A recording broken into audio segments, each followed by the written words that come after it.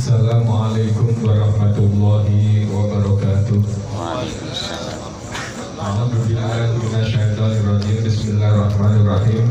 Alhamdulillahirabbil alamin. Wassalatu wassalamu ala sayyidina Muhammadin wa ala alihi wa sahbihi ajma'in, amma ba'du. Wonten asalipun para sadah wabil khusus beliau Al-Habib Ahmad bin Umar Al-Atos Soho Al-Habib Toha bin Syakri Musayyih Barokah Soho para habaib ingkang kawula dereki, ingkang kawula ajeng-ajeng barokahipun. Hadirin yang dimuliakan Allah Subhanahu wa taala, kita melanjutkan pembacaan kitab Hikmatul Yamaniyah, kisah-kisah para ulama sufi, yang mana ini para habaib.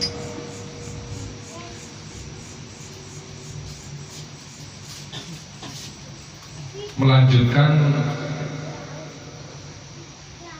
kisah kemarin tentang kaum miskin selalu punya bagian.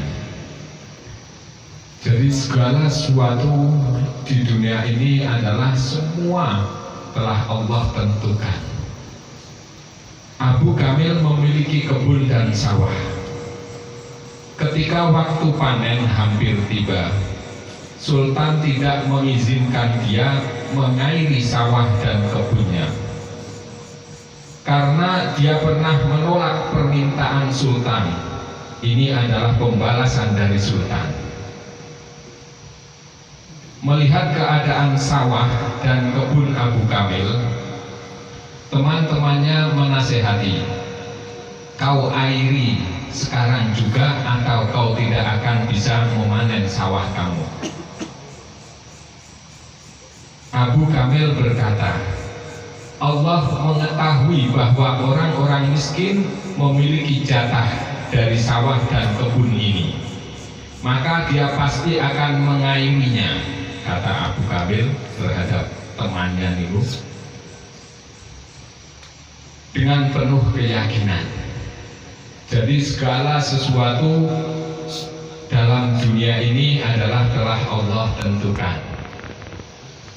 Tak lama kemudian langit di atas sawah dan kebun Abu Kamil menjadi gelap, disusul dengan turunnya hujan yang hanya membasahi sawah dan kebun Abu Kamil.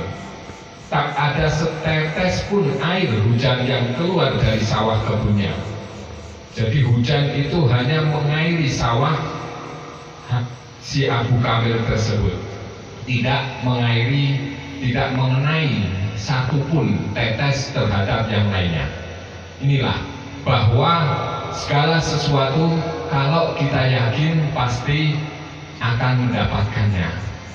Jadi meskipun Abu Kamil ini tidak menurut terhadap Sultan pemerintahan pada waktu itu, tapi keyakinan beliau, karena keyakinan beliau bahwa Allah itu telah memberikan jatah terhadap fakir miskin. Karena apa? Abu Kamil ini selalu bersedekah dengan sawahnya. Beliau makanya bertawasul, kalau Allah ini memberikan jatah terhadap fakir miskin, gak mungkin gak. Jadi pemerintahan yang begitu mempersulit kita, ini gak usah khawatir. Segala sesuatunya telah Allah jatah. Kalau kita repot-repot memikirkannya, kalau kita repot-repot berpaling ataupun memberontaknya, itu pun percuma. Keadaan kita gak akan mampu. Posisi kita, kalau kita mampu, ayo kita gerak, tapi kita nggak akan mampu karena keyakinan kita nggak sekuat dia. Kalau keyakinan kuat seperti dia, maka kita bisa membangkang, maka kita bisa memperlawannya. Tapi keyakinan kita masih, jangankan cuma keyakinan seperti ini, keyakinan kita mendapatkan rezeki apa tidak itu kita nggak tahu. Besok kira-kira kita akan makan apa tidak kita nggak tahu. Padahal kita harus yakin segala sesuatunya ini telah ditentukan oleh Allah Subhanahu wa Ta'ala. Seperti yang telah didawahkan oleh Al-Imam Ghazali, beliau selalu berpesan terhadap murid-muridnya. Kalau dia pas waktu bermajelis dengan murid-muridnya, beliau selalu berpesan. Beliau tanya terhadap murid-muridnya, wahai murid-muridku, kira-kira siapa yang paling dekat dengan kita? Yang paling dekat dengan kalian itu siapa? Atau apa yang paling dekat dengan kalian? Kira-kira jenengan ditanyain sing cepak karo sampean iku sapa? Jawab baik, bapake ono sing jawab, mungkin istrine ono sing jawab, anake ono sing jawab, gurune ono sing jawab. Jenengan jawab apa kira-kira? Padahal yang paling dekat kata Imam Ghazali ini adalah kematian. Ini loh. Yang paling dekat dengan diri kita adalah kematian. Karena apa? Kita nggak tahu kapan itu kematian akan datang. Sewaktu-waktu pun bisa datang. Makanya Allah merahasiakan terhadap 3 perkara dalam kematian ini. Yang pertama, kapan kita akan mati? Bisa pagi besok, bisa sore, bisa malam, atau bisa malam ini juga, ya benar. Atau bisa saat ini juga, karena dekatnya kematian terhadap diri kita. Yang pertama, kapan kita akan mati, ini rahasia yang sangat misterius sebenarnya. Tapi kita tidak akan pernah merasakan. Karena apa? Karena dunia ini masih ada dalam hati kita. Kalau masih ada dunia dalam hati kita, nggak akan bisa. Seperti orang miskin ini bersih dari dunia, meskipun dia membangkang terhadap sultan, nggak dikasih air, nggak diairi sawahnya, tapi dia yakin bahwa Allah akan memberikan jatahnya orang-orang miskin lewat tangan beliau. Gimana? Nyatanya Allah menghujani sawah Abu Kamil ini, tak ada satu tetes ke lainnya kecuali di sawahnya Abu Kamil. Ini bukti dari itu. Yang kedua, rahasia dari kematian, setelah kapan kita akan mati, di mana kita akan mati, kita nggak tahu. Gimana?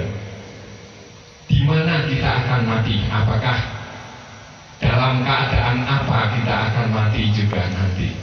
Di mana kita akan mati? Di rumah atau di kali atau di mana atau di masjid atau di majelis, kita nggak tahu. Gimana? Yang ketiga, dalam keadaan apa kita akan mati? Ini yang sangat bahaya. Gimana? Apakah kita bisa husnul khotimah? Mudah-mudahan dengan majelis para habaib ini menghantarkan kita akan selalu ingat dengan Allah.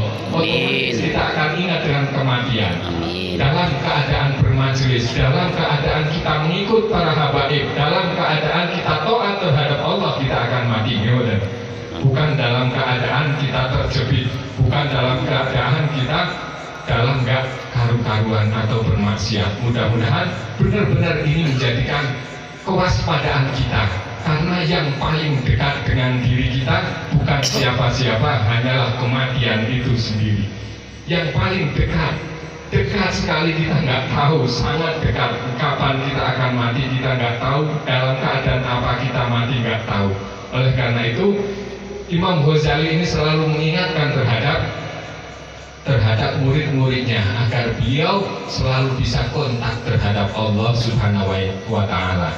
Yang kedua, Imam Ghazali ini bertanya terhadap muridnya, apa yang paling jauh? Apa yang paling jauh dalam diri kita? Yang paling jauh menurut Imam Ghazali, kalau kita apa sing adoh dalam diri kita? Sing adoh ya planet ya, sing adoh mungkin matahari, sing adoh mungkin bintang ya, sing adoh langit. Yang paling jauh adalah masa yang telah kita lewati atau masa lalu. Sedetik pun kita tidak akan bisa kembali. Begitu banyak alat-alat canggih yang diciptakan, bahkan dalam beberapa detik bisa menjangkau orang-orang mereka membuat alat. Tapi coba sedetik saja kembalikan ke masa yang telah kita lewati, bisakah? Nggak akan bisa. Mulanya kita nggak boleh bangga dengan kebaikan kita. Nanti malah menjadikan sia-sia karena tidak bisa kita kembali lagi. Oleh karena itu kebaikan-kebaikan kita sebagai motivasi supaya kita akan lebih baik ke depannya. Kita supaya bisa membenahi terus kehidupan kita. Sehari ini harus lebih baik dari hari kemarin. Terus seperti itu agar kehidupan kita ini bisa bermanfaat. Sementara kita yang dipikirkan adalah bukan masa seperti itu, tapi yang kita pikirkan bagaimana besok, bagaimana kita nggak memikirkan terhadap masa yang telah kita lalui untuk membenahi masa besok atau masa sekarang. Yang ketiga, yang paling sering dikatakan oleh Imam Al-Ghazali juga, beliau bertanya, apa yang paling besar dalam diri kita? Kira-kira yang paling gede menurut pandangan kita ya rumah, mungkin gunung, mungkin lautan, mungkin daratan gitu. Tapi yang paling besar menurut Imam Al-Ghazali, lebih besar dari gunung, lautan, semua itu adalah nafsu kita. Karena nafsu kita mampu mengendalikan kita dalam keadaan apapun. Gimana? Dalam keadaan kita imannya memuncak pun, nafsu kita masih bisa untuk mengendalikan, masih terus untuk menggerogoti sewayah-wayah. Kapan kita lengah, pasti nafsu kita akan memerintahkan kita terhadap kejelekan. Gimana? Gak bisa kita lepas dari itu. Makanya paling sulit ini kita mengendalikan nafsu kita. Jangan dikira, wah aku bisa mengendalikan nafsu, selalu berbuat baik. Hati-hati, perkataan seperti itu atau sangkaan seperti itu adalah persangkaan yang bahaya. Itu adalah bisa menjadikan ketakaburan, sehingga nafsu ini bisa memuncak lebih besar lagi, lebih mematikan lagi. Yang keempat, seringkali Imam Al-Ghazali bertanya terhadap muridnya, apa yang paling berat dalam diri kita? Masalah biasanya gitu. Nek soleh dan cobaan ono bae iki ning corona saiki teko meneng wis ngopo-ngopo dilarang ngopo. Itu belum ada seberapa dengan amanah yang Allah berikan terhadap kita, kata Imam Al-Ghazali. Jadi yang paling berat adalah memikul atau menyandang amanah yang Allah berikan terhadap kita. Gimana? Sing bujang-bujang pengen cepat bojo. Setelah bojo amanah seorang istri bagaimana?